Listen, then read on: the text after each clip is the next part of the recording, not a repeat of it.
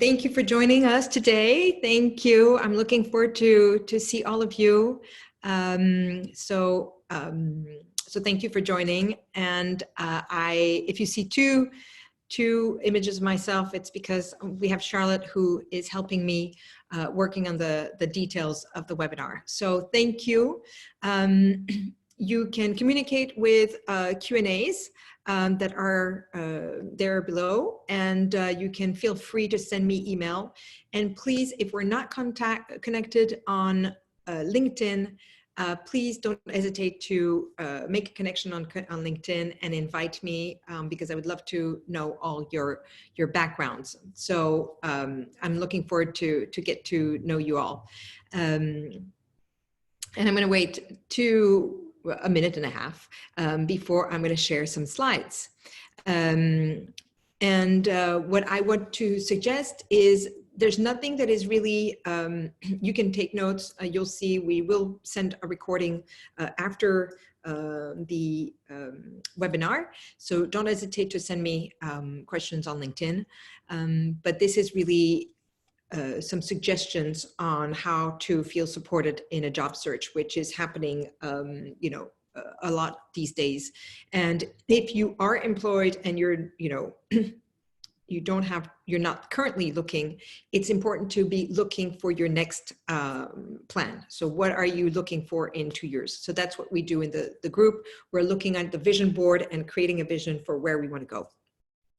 So I'm going to be sharing my slides, and I see names I know, so I'm very excited. So thank you, everyone, for joining. And if and send me a note just so we stay connected. So I'm going to share the screen. I don't know if some of you have read the article that I put on my website, but this is basically a subject that I think a lot of people were asking about, and I thought it would be nice to cover the subject. And it's how to feel supported in your job search. So I'm going to actually, before is introduce myself to those of you who don't know me. So my name is Agathe Lerolle. I'm an executive recruiter, and let me stop the share while I say that for a second. So I'm an executive recruiter. I've been working in the fashion and luxury industry for 15 years now, and it's changed quite a lot. So when I started, we were looking for somebody who can do the job. Then there was the time of the ambassador, the brand ambassador. We were looking for somebody who can look the part, and we're moving now towards a more a new type of recruitment is somebody who is a believer, meaning somebody who really lives the job and is really part of the brand, right? So the idea is that you are embracing the brand. And so as a recruiter, what I want to share with you is that when I interview candidates, we're looking for that alignment, right? So we're looking for somebody who not only has the skills, but is also, maybe represents the brand, but also believes in the brand, brings their value, their principles to the brand. So 15 years of recruitment has allowed me to interview quite a lot of people. And that's today what I am interested in, is sharing how you can present yourself in the best way. So the idea is that, it's not only networking, but it's networking with trust. So create a good group around you that you can trust to ask questions. And that's how the method that I'm sharing, these are some of the principles of the method I'm sharing, is a method that I developed during the spring when I started doing free webinars, and to allow candidates to converge together on the same subject, on the same topic, so that they can be growing their network and extending their networks into new circles. So I'm going to be, there we go, sharing again the screen. There we go, boom. So I like to always start with a quote. And I love this quote, which is very simple, but if you want to go fast, go alone. But if you want to go far, go together. And I think today, unfortunately, even to go fast, it's hard to be alone. We are living into a very intense moment, and feeling surrounded and feeling like we are a group is very important. So I'm sharing this diagram of the activity versus effectiveness. So the idea is that, you know, when you tap into your network and when you tap into people, there is a lot of activity. So quantity, if you want, and quality of contacts. And here I want to say that, you know, of course, if you're in the low activity, you have low effectiveness, right? If you're not reaching to a lot of people, you might not have some win rates. But it doesn't mean that high activity, if it's not effective, if you're not sharing the right message, can be challenging, right? So the ideal is, of course, to have high activity and high effectiveness, meaning you're sharing the right message to the most people. But this is also a very good place to be, which is not having a lot of activity, but being very effective when you connect with somebody. So this is just a little diagram to keep in mind, because what happens when we're looking for a job search, we tend to do massive amounts of emails, massive amounts of outreach. And what I want is to change a bit the idea of how you think and how you might perceive the market, and to saying, okay, you have contacts that can be mentors, that can be coaches. You have groups, right? Collective groups, but you have second degree contacts, and you have potential companies that you want to work with. So these are all different contacts that we want to make sure that you are reaching the most effective way to get the most wins, right? So as I mentioned in my article, there's a few type of people that you want to focus on. So one is mentors. Mentors are great allies in times of job search because they are invested in you, right? They can be a friend, they can be somebody from your old school, they can be a peer, they can be a colleague that you've worked with, but they know you and they're invested in your success. And the idea of a mentor is really somebody who can accompany you for the long term. So think of someone, if you don't have an official mentor, you can always start today. Someone that has played a role in your career, right? Somebody who you worked under, or even, you know, if you were not in the same department, somebody that you looked up to. And this is somebody that is interesting to start connecting with on a regular basis, to have them on your team, right? I think it's very important. You can also think of it the other way, as have a mentee, right? So that's always, you know, how can I say, what comes around goes around. So maybe searching for a mentee, you know, your mentor will appear. But it's very important to have a relationship with former colleagues or people that impressed you or that you trusted during your career. The other one is, of course, a career coach. So that's always in times of challenging career path, is how to navigate the challenges. It doesn't have to be when you're looking for a job. It can be when you have a job. A career coach is somebody who can be very supportive, but also accountable. So the idea of a career coach is always to find somebody who has been ideally in your industry, right? It's more effective because they have some of the knowledge, they've seen people work, and they have this perhaps network even in your field.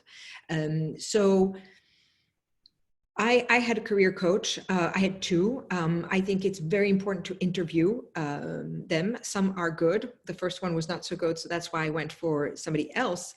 And that's where it's important to ask a lot of questions and to interview them the same way, you know, you would interview a hire or a doctor or whatnot, right? You want to make sure that they are the right person for you. But it's a very interesting way to look at your career, because we often have blind spots as we grow in our career. And this is a person that can be by your side, maybe a bit like a mentor, but that person is paid. So they are the one who will say, you know, Agathe, make sure you're not repeating this mistake, or, you know, what are you doing to, you know, follow up with your client, or, you know, like somebody who really is invested in seeing you grow, and really with specific goals. Have measurable goals when you hire a coach.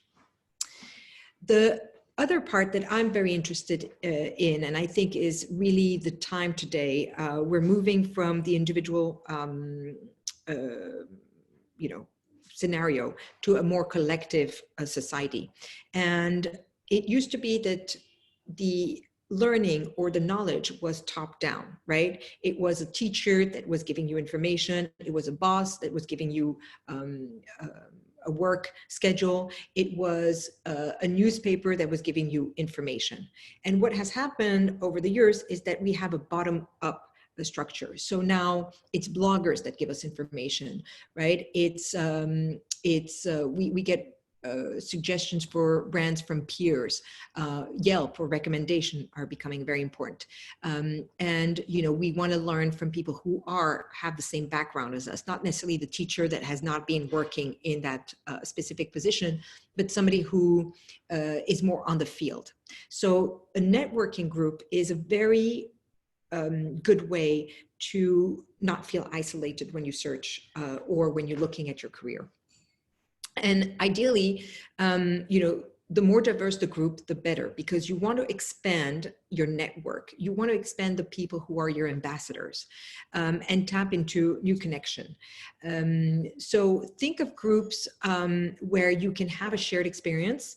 I always say work or exercise, but it could be, for example, a charity, right? A group where you volunteer together every Saturday or once a month or whatnot, or so these are people that they trust you because they have seen you work, they have seen you in action, and they want to help, right? You're on the same team. It could be your running you know, group. Maybe you're training for a marathon when marathons are back up, and you want to, you know, participate. So these are people that you can connect because you have shared experience with them. And what I find very interesting is that with a group, you have more suggestions than, you know, the one point of view of a mentor or a career coach or, you know, acquaintances. So I'm very into networking groups because I believe that it's reassuring to see that other people are doing the same, going through the same process as you, and sharing the similar experiences. So in the article, one of the things that I highlighted was an article from the Muse that I really enjoyed, and it was how to choose a mentor. And I've added some slides after, you'll see, because it's very important to surround yourself with people who are benevolent, right? So not only benevolent. So first, ideally, they have a knowledge of your industry and your field, so that they have an understanding of what are your pain points, what are you trying to solve, right? Searching for a job in the tech and the apparel industry is completely different position. So have somebody who has understanding of what your work is. Second is enthusiasm and words of encouragement. I think today I have a big bias for people who are positive. I don't, you know, I think it's maybe because we're going into winter, maybe it's because we had a big crisis for all of 2020, but people who radiate enthusiasm, who are looking to cheer you up, who are genuinely, you know, interested in seeing you grow is a big plus. It's, you know, brings energy and it allows you to feel better. And that shows definitely in interviews or when you connect with people on LinkedIn. Availability and time during your search. So again, one of the important things is to find somebody that is going to be consistently there for you in the search, right? We don't want to feel abandoned just in the middle of our search when we need to ask the big question about a compensation or whatnot. So finding people to stay with you for a long time is great. That's why I think also the group is a great way, because when one person cannot, there's usually a number of people in a group. So you'll always have 2 or 3 people that show up that day. So that's very important, is availability. Again, genuine interest to see you succeed. It's maybe some of you that I know more better than others know that I have a big thing for quantum physics. I'm very interested in the subject of quantum physics, and not that I understand much, but I'm still enthusiastic in reading about it. But one of the interesting thing of quantum physics is that that the atom changes when it is observed. And there's this whole philosophy that when people are paying attention to you, when you are getting interest, when a teacher is invested in you, in your grades, in seeing you succeed, you want to do better, right? So it brings out the best of us when we have people watching over us, watching over our shoulders of how well we're doing. And finally, I think that what is very important when you're doing a search, going through a search or going through a pivot or going through a perspective of having a career, what do you want to do in 2 years, is somebody who can be direct and honest. That's very important, because sometimes, again, we have blind spots. Sometimes you might be repeating all the time the same thing, and if it's not working, why continue? So somebody who can say, Agathe, you've tried this 3 times. I think we have to shift direction. Have you thought of this other way of doing things? That kind of direct and honest feedback, and so that you can grow, that you feel that you are learning something new, that you feel that you are moving into progressing, so going to the next level. So I think that in a way, choosing a mentor is the art of surrounding ourselves with positive and reliable people. And so I want to share, if you've been to, I think the webinar I did 3 or 4 weeks ago, this Framingham heart study that was done by the Boston University over 32 years. So they studied entire families, but over generations and generations. So it started a long time ago. And this is a study that shares that if you have, a person in your, around you that gains weight, you have 45% more chance of yourself gaining weight over the next 2 years. If it's a friend of a friend, it goes down to 20%. If it's a friend of a friend of a friend, it goes down to 10%. And they found out that, if it's smoking, for example, if an adolescent is smoking and with friends who are smoking, they have more chance of developing these habits. So a summary of the Framingham heart study was done that you are the average of the 5 people you most associate with. And, it's a quick summary, but basically that your entourage or the people that you see the most have a huge effect on how you are. And I want to, so I'm going to say the good news. The good news is it also works for all things positive, right? So if the people around you are losing weight, getting more healthy, getting more happy, or even, changing jobs or interested in being successful, it works also for you. There's more chance that this will happen to you. And the other good news is that you can always grow and expand your network. So I always urge people who reach out and are looking to pivot, I always urge them to surround themselves with at least 3-4 people that can watch over them over that period of time. Pivoting in a career can be very challenging, right? You're positioning yourself in a new industry or in a new skill set, and you want to be successful when you do those changes. It's also important to be surrounded with people who can encourage you if it takes a little time, but make sure that you're accountable. If you said you were doing something, not to procrastinate and to be growing, basically. So out of the Framingham study, there's something called strong ties and weak ties, right? So the strong ties are what we call friends, and the weak ties are what we call acquaintances. And the idea of strong ties versus weak ties is that most likely we tend to navigate or feel comfortable in our strong ties, right? They're friends. They're the people we know well, we can call every other day, which is great. And these are the people that can help you being accountable, that can help you for the long term. But the very interesting part is that there's actually a lot of potential in weak ties. The weak ties are people that you don't necessarily know very well. They can be your second degree contact. And these people have a whole other set of friends, network, group, interest, and connecting with those people you learn from a whole, industry. So as an example, last week I went for an early morning walk with an acquaintance, somebody that I hadn't seen in 2 years.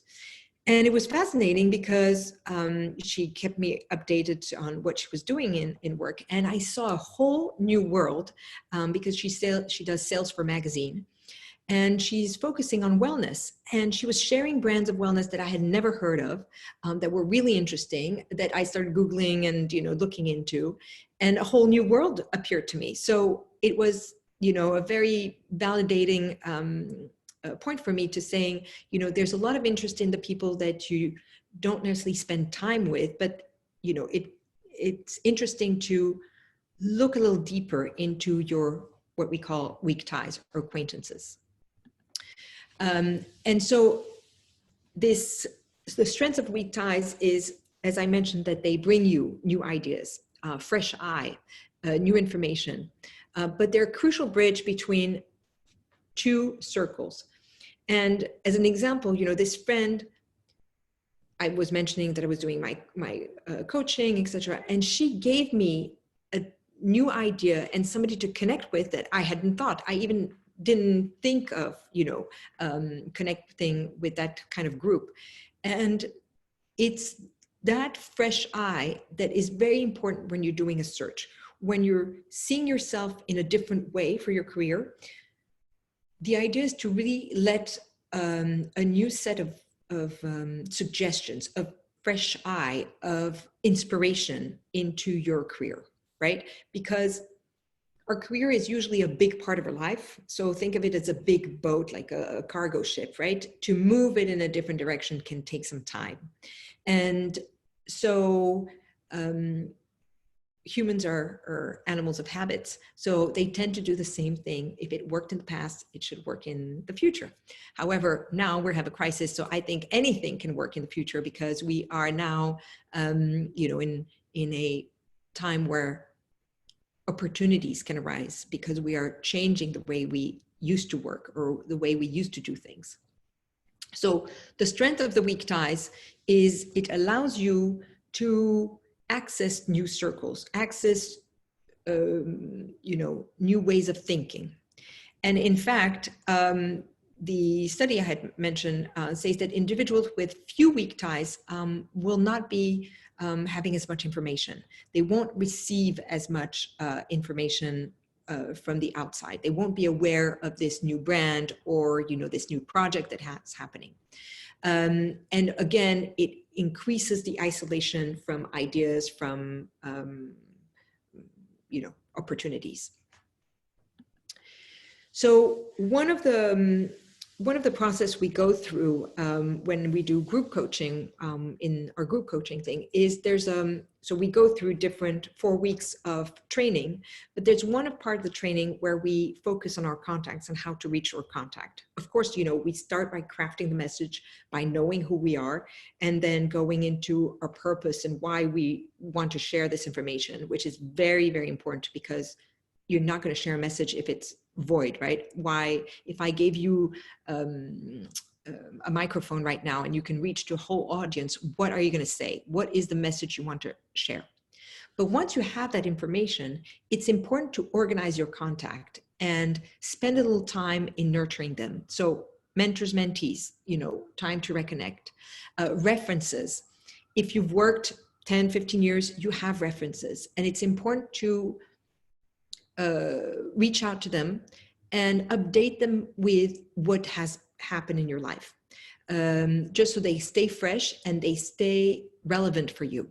You know, only updating references when you need them is, well, it's good already, but it might be, you know, they might not be as enthusiastic about you as you would like if a company calls them. Colleagues, one of the great ways to reach out to colleagues or ex-colleagues is to offer recommendation on LinkedIn. That's you know, a great way to say, hey, you know, just wanted to say that, you know, we spent a good time working together and I would love to do a recommendation. People are very interested. But also webinars and online conference. That's a great way to learn and meet new people. So, you know, this one is a closed webinar, but usually if you're going to a group, you know, or in a group coaching, you have to, you have the chance to ask questions, you have the chance to connect. And that's where you can reach out to people and say, hey, we shared the same webinar, we shared the same information. What did you think of it? Or, you know, reach on the LinkedIn of the person who did the webinar and comment, because usually that's where other people who are doing the webinar will reach out. So that is what I wanted to share today. And that's where, you know, the conscious career method that we do is basically focused on that. So that's a little bit of information. We do a one month boot camp. It's 3 hours a week, 2 hours of live class, 1 hour of live class, 1 hour of homework, and 1 hour of Q&A where we do the exercises together. And because we are different in age, race, and industry, it's a very diverse and rich network.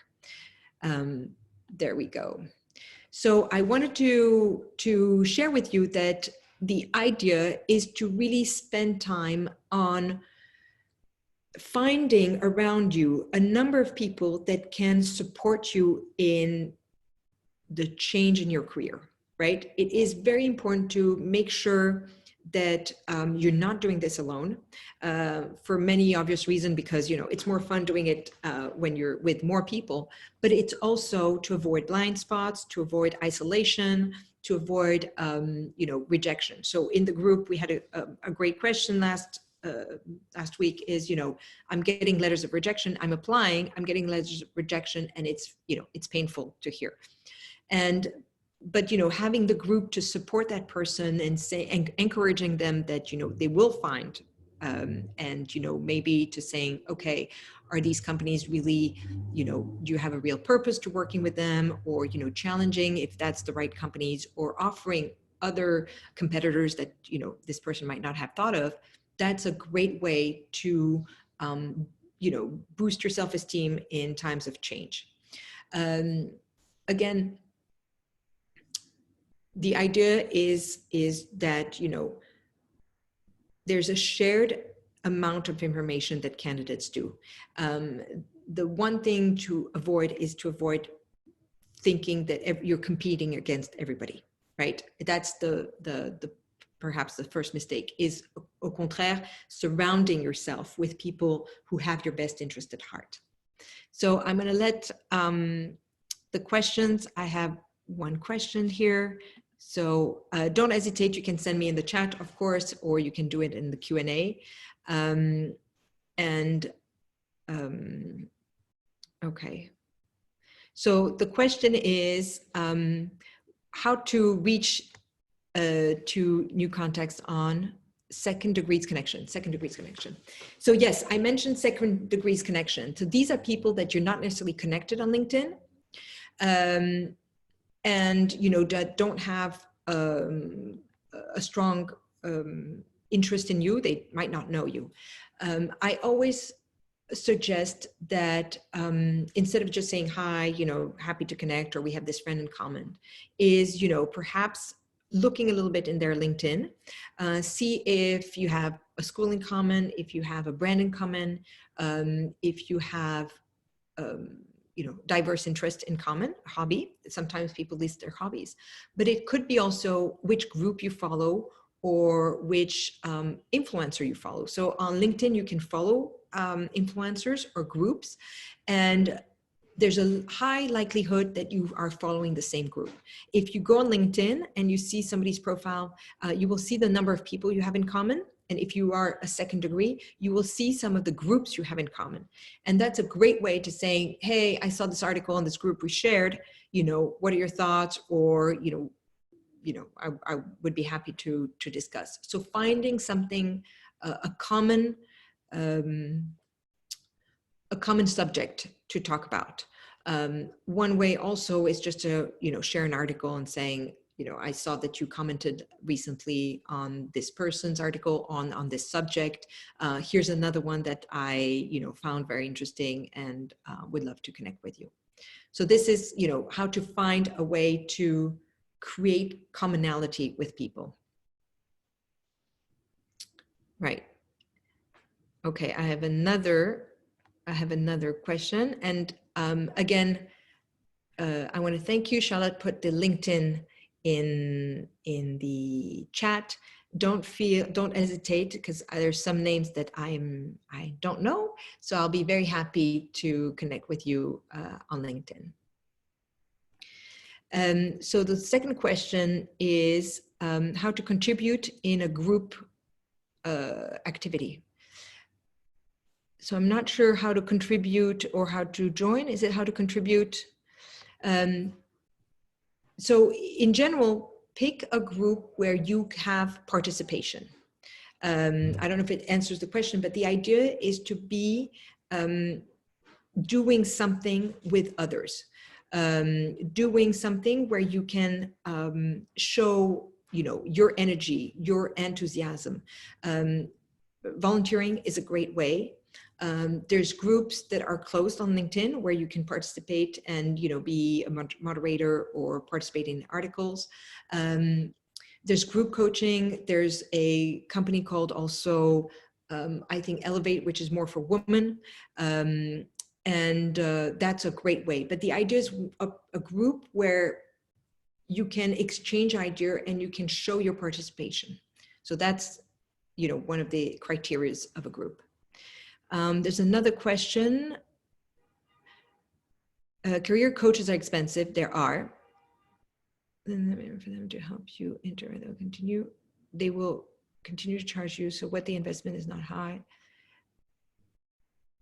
Yes. So Rasha, that's a very, very interesting question.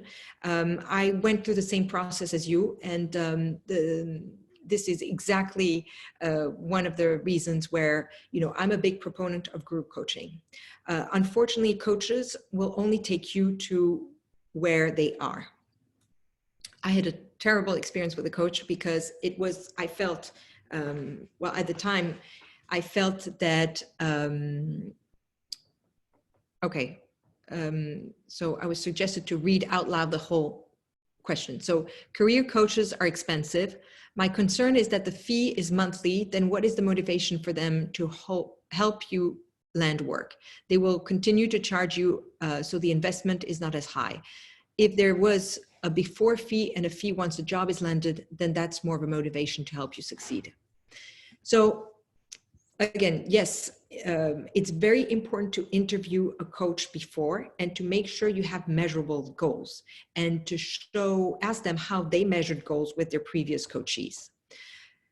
I think individual coaches is a very big commitment. I did one for a year and it was financially an investment. So the way I took it was really, okay, this is me investing in my career and,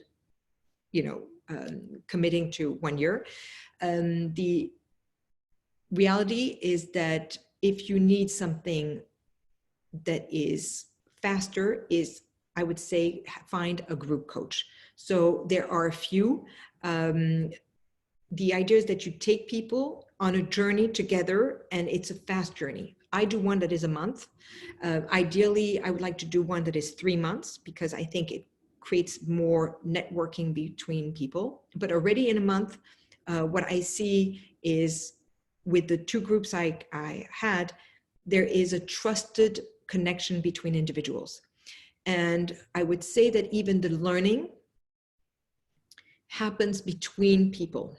So what happens in group coach that I think is more interesting than in individual coaching is that somebody else will ask a question that you didn't think of, but that actually answers something that you're interested in.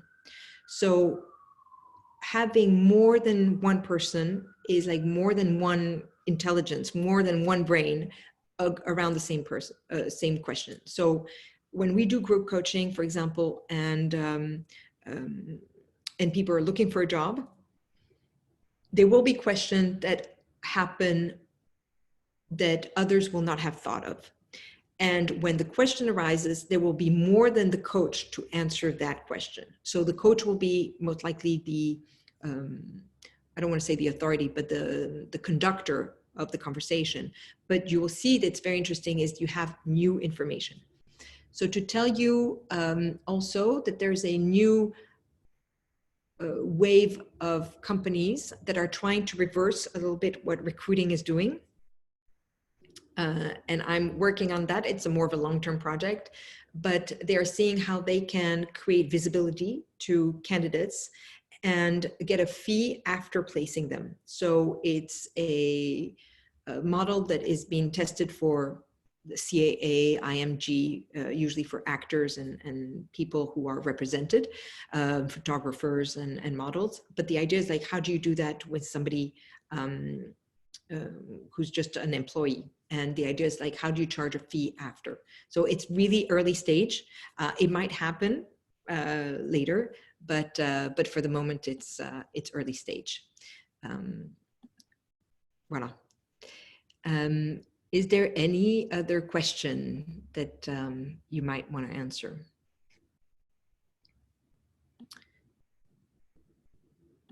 Oh, no open question, everything. So what I would like to say is, and I would love to close by 1:45, so we have a few minutes.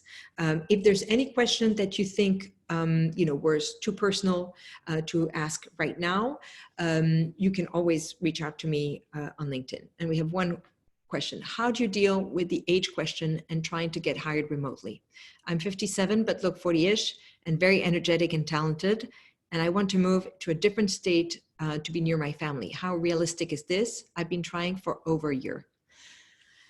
Lori, first, I applaud you because I think it's a great goal. And if you look 57 and look 40-ish, I'm going to have to talk to you and hear all about how your secrets to get that happen. So I think age is less of an issue these days because of all the remote work, right? I think it's an opportunity right now to go after remote jobs because there's a lot of them, and it's helping companies decentralize and let go of some real estate that they have too much of. I want to say that age is less of an issue than the lack of storytelling. So I'm going to explain. When you reach out to a company, to an HR, to a recruiter, what often is missing is the purpose, the why you want to work with a company. You have to create a compelling story for others to want you on their team. So I often interview candidates all the time. And what I'm always fascinated is people will tell the story of their past, right? Their resume. They will tell, I was 10 years here, I was 15 years here, I know how to do this, this, and that, right? Which is usually, if it's in that order, it's amazing. Usually people start, I interviewed somebody yesterday, or was it Tuesday? And that person has had 30 years of experience. And she started telling me how she started in customer service 30 years ago. And I had to fast forward because what happened 30 years ago is absolutely irrelevant today. And so what I want to suggest, Lori, is how can you tell your story, maybe what was the most relevant the last 5-10 years, and where you want to go, how those last 5 years are allowing you to show potential to companies. Again, I'm a recruiter. What I want to hear from candidates is what somebody who is adaptable and agile, meaning that they are learning new things. Why? Because with this year's crisis happening, what I realize, or what companies realize, is we can't really predict the future, right? We're navigating in uncertain waters, right? We don't know what the next big thing will be. Are we going to be going back to retail stores? Are we going to be doing everything online? Is there going to be a mix of both? What are the industries that are going to be successful? And so if you can show that you have some transferable skills, but you are very flexible and adaptable to the future, that's a big selling point. So being passionate. So let's say if you tell me I'm 57 and I look 40-ish, maybe you're really into wellness and to fitness, and it's part of your daily routine and daily life. So I would say, what companies are in wellness, in fitness, that could be interested in somebody who is has that purpose ingrained in them? There's plenty of telecommuting for health brands. So what skills are transferable, and how can you show that recently you have learned, developed agility and adaptability to show in a future job? I hope that answered the question, Laurie. And if you want to share more, you're welcome. So again, if there's no more question, yes, thank you. Okay, fantastic. So if there's no more question, what I would like to offer you is really to reconnect with or create around you a network. I do that in group coaching because I find it very supportive for people who are going in transition. You don't have to go in transition alone, and actually, it's draining time to reconsider yourself, rethink yourself in a different way. It's always, a challenge. It's always easier to do the same old. Trust me, went there. And so the idea is like, how can you have a cushion of people, 3-4 people, whether a mentor, if it's not a career coach, maybe it's a friend that is committing to being accountable for you. Somebody who can, people that you can reach out, and maybe 3-4 so that you don't feel you're reaching out to the same person. Last question, if I may. What if you have a fancy degree? I've never needed one. Only if you have time, thank you. What if you have no fancy degree? Laurie, I don't think fancy degrees are the way to go right now. I think the quote I'll give you is from Alvin Toffler, which is a futurist from the 70s. He said, the illiterate of the 21st century are not those who cannot read or write. The illiterate of the 21st century are those who cannot learn, relearn, and unlearn. Learn, unlearn, and relearn. And that's what you have to show when you are going to an interview or reaching out to a company is, what are you learning? What flexibility have you allowed this past year and that you can offer to a company? So, being part, how can you show you have learned something that is new and can show adaptability? Again, grand merci, thank you. I love the French. So that's for today. Again, think of it as, surrender yourself. You are the 5 people you hang out the most with. So that's very important. And the idea is to have a small group of people that are going through a similar process or can help you go through a similar process because they went through a similar process, and learn and network from those. Okay, thank you very much. I appreciate you all being there. And again, reach out. I see some familiar names, so I'm very excited about that. And those who don't, please connect with me on LinkedIn. Thank you for all showing up today. Happy Thursday, and I'll see you soon.